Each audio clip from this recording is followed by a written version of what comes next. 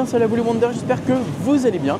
Aujourd'hui on est ici à Disneyland Paris, je suis désolé il fait nuit, mais il fallait que je le fasse cette attraction parce que il faut que je fasse toutes les attractions importantes de Disneyland Paris. Aujourd'hui on est à Indiana Jones et le Temple du Péril. J'ai toujours pas fait, il y a souvent du monde. Là je vois que c'est descendu à 20 minutes, je vais en profiter pour y aller. Alors j'espère que ça va vous plaire, let's go, c'est parti.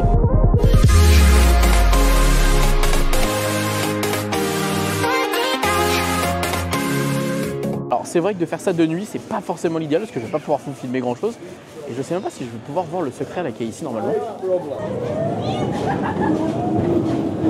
Et en fait juste là normalement vous êtes censé avoir le chapeau et le fouet de Indy. Mais on le voit pas très bien là. Le parcours comme ça est joli en vrai. En vrai c'est très joli là comme ça. Et là normalement ouais il est censé y avoir le chapeau de Indiana Jones, donc Indy. Avec son fouet, mais on voit pas grand chose, hein, sans lumière, pas évident. Voilà, mais on va aller faire l'attraction, ça va être mieux. Alors, toute la journée, j'ai vu qu'il y avait 40 minutes à peu près. Là, on est descendu à 20, donc j'en profite. Let's go, bonjour. Là, vous avez une petite Jeep à l'entrée, voilà. Et puis, vous avez, du coup, ah, ils préviennent qu'il y a un looping, j'avais jamais fait gaffe à ça. Ils préviennent qu'il y a un looping, puisque les gens sont peut-être pas au courant. C'est pas mal ça. D'ailleurs, vous avez plein d'autres attractions Indiana Jones, évidemment, dans les parcs Disney du monde. Vous en avez une en Californie, donc à Anaheim. C'est dans une Jeep, comme on a fait avec Johan dans le dernier voyage. Ou alors, vous avez la même à Tokyo. Et franchement, c'est une très bonne attraction. J'aurais adoré qu'on ait cette attraction Indiana Jones Adventure. C'est hyper original, c'est hyper sympa. C'est un peu comme, vous savez, à Animal Kingdom avec les dinosaures. Voilà. Et vous avez une autre attraction Indiana Jones, comme on a nous. C'est quasiment la même, elle est identique. C'est à Tokyo, c'est à Disney Sea, mais par contre pour le coup c'est pas le nom Indiana Jones et c'est très sympa. J'avais adoré cette attraction, il y a beaucoup de fumée, beaucoup de choses et voilà. Franchement par contre de voir ça de nuit comme ça c'est très joli. Ça fait vraiment un vrai camp comme ça, abandonné et tout. Je trouve ça cool, j'aime bien, j'aime beaucoup. Voilà, très archéologique etc. Sympa. Il faut savoir qu'il existait beaucoup de concept art justement pour notre attraction. Ils avaient fait beaucoup de tests. Au début, ils ne savaient pas quoi faire, machin, etc. Enfin, voilà, ils étaient beaucoup dans l'hésitation sur notre attraction. Finalement, bon, bah, ils ont fait ça. Et d'ailleurs, vous le savez, hein, il existait aussi une version à l'envers à une période. Mais sauf que c'était beaucoup trop dangereux, ça faisait mal à tout le monde. Enfin, c'était pas agréable. Moi, je vous avoue, je ne l'ai jamais fait à l'envers. Donc, c'est mon petit regret. Mais bon, voilà. Et là, vous avez une espèce de petite tente. Voilà, une petite tente qui abrite des secrets, peut-être, je sais pas. Voilà. Même une rumeur qu'on devait aussi avoir une période à Indiana Jones Adventure parce qu'on a de la place juste à côté. Malheureusement, c'est jamais arrivé. Et ça arrivera, j'ai l'impression, jamais. Triste. Si froid aux oreilles. Horrible. Il fait trop froid, les gars, c'est horrible. Bon, en tout cas, je l'ai fait. Mais c'est chiant parce que j'ai pas pu filmer. Il fait beaucoup trop froid, ça sert à rien. Enfin, trop froid, il fait trop nuit plutôt. Donc je vais vous emmener quand même dans une autre attraction que je peux faire pour compléter avec celle-ci pour qu'on ait plus de contenu. Mais voilà. Qu'est-ce que j'allais dire? Par contre, petite information assez intéressante, c'est que cette attraction, c'était comme à l'époque, vous savez, comme Star Tours que je vous expliquais, c'est une attraction indépendante. Donc vu que c'était, ça appartenait à Lucasfilm et que c'était pas à Disney, et ben en fait, on pouvait cumuler, si vous voulez, un fast-pass avec cette attraction à chaque fois. C'est-à-dire que tu pouvais avoir potentiellement à l'époque un fast-pass pour Big Thunder Mountain, en même temps cumuler un fast-pass pour Star Tours et en même temps cumuler un fast-pass pour Indiana Jones. Parce qu'il faut savoir que à l'époque, quand tu avais les fast-pass, tu ne pouvais pas prendre autant de fast-pass que tu veux. Il fallait que tu aies un délai à attendre, etc. Et en fait, quand tu avais les attractions Lucasfilm, tu pouvais les cumuler en même temps, etc. Et comme, du coup, vous le savez, Indiana Jones et du coup Lucasfilm a été racheté par la Walt Disney Company, et maintenant, en fait, cette attraction a été inclue dans les attractions fast-pass, etc. Donc, enfin bref, de toute façon, il n'y a plus les fast-pass, c'est Premier Access. Mais du coup, tout ça, ça a été cumulé. Ah, vous vous rappelez l'époque des fast-pass quand même, c'était incroyable. Tu pouvais faire toutes les attractions que tu voulais, il suffisait juste de prendre un fast-pass. Oh, le bonheur, quoi, c'était incroyable, incroyable, incroyable. Bref, je vous emmène un petit peu plus loin dans Adventureland. On va plutôt partir au niveau des 1001 nuits pour aller faire une autre attraction pour compléter tout ça. Parce que je peux pas me permettre de vous laisser juste avec une petite attraction qu'on n'a quasiment pas filmée parce qu'il fait nuit et que c'est horrible. Bref, donc je vous y emmène. Let's go les petits potes, à la compote. Je me dois de faire ce combinaison d'attractions parce que en fait juste avec Indiana Jones alors qu'il fait nuit, c'est vrai que vous voyez pas grand chose, donc j'avoue que c'est pas ouf. Donc écoutez, j'enchaîne avec une deuxième attraction pour que la vidéo soit plus longue et je vais faire le passage enchanté d'Aladin. Comme ça, j'aurais fait quasiment toutes les attractions d'ici. Donc, dites la formule magique.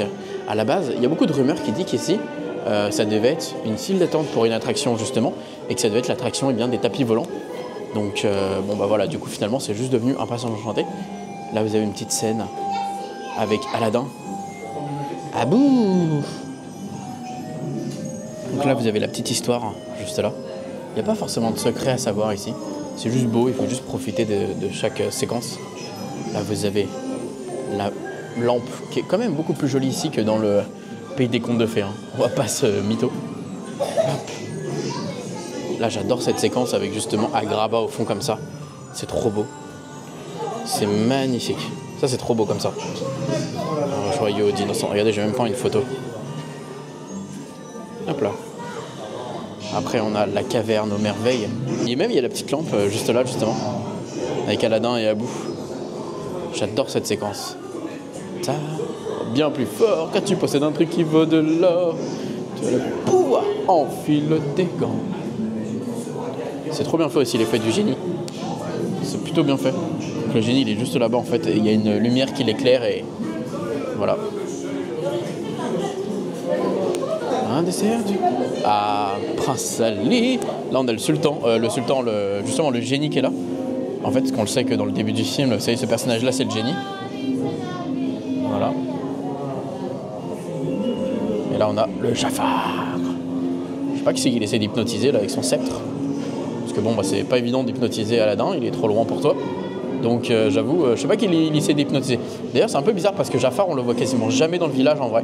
Donc c'est un peu incohérent en fait. Il aurait fallu qu'il soit, je pense, plus au niveau du balcon là-bas. Ouais, c'est un peu chelou. Voilà, après c'est juste des petits détails. Hein. Moi j'aime bien titiller. Et là ici on a... Ah, le serpent. J'adore. J'adore cette scène. Et là, on a le génie le plus puissant du monde, enfermé dans un vrai mouchoir de poche. Avec le sablier juste ici. Jasmine en tenue un petit peu provocatrice. Abou. Oh, on dirait que c'est une citrouille là. C'est moi, on dirait une citrouille, je vous jure, on dirait une citrouille, attendez. C'est moi ou c'est une citrouille? Juste à côté d'Abou, on dirait une citrouille, MDR. C'est drôle. Voilà, et là, le génie qui est caché. Et on termine par ce rêve bleu, même si, évidemment, vous le savez, c'est pas comme ça que ça se termine. Mais là, on voit qu'ils sont dans une tenue différente. Même Aladdin, finalement, il est en tenue un petit peu prince. Donc voilà. Super beau. Avec les nuages, etc. Voilà. Et là, le génie nous dit la sortie. Ciao, adios, later, dude. Bye, thank you so much.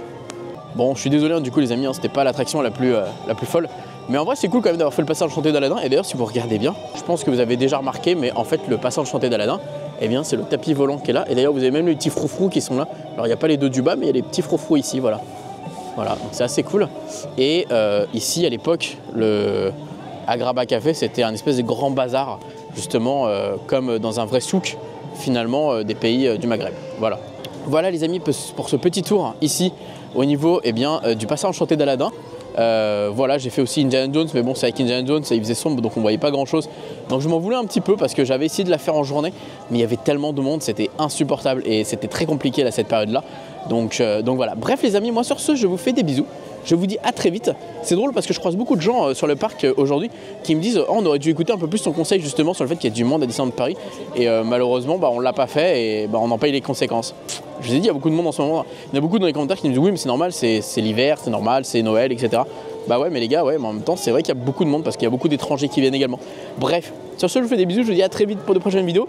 Rendez-vous demain. N'oubliez pas, comme d'habitude, que tout le monde va rêver. Ah, pourquoi pas vous. Bisous, ciao, bisous.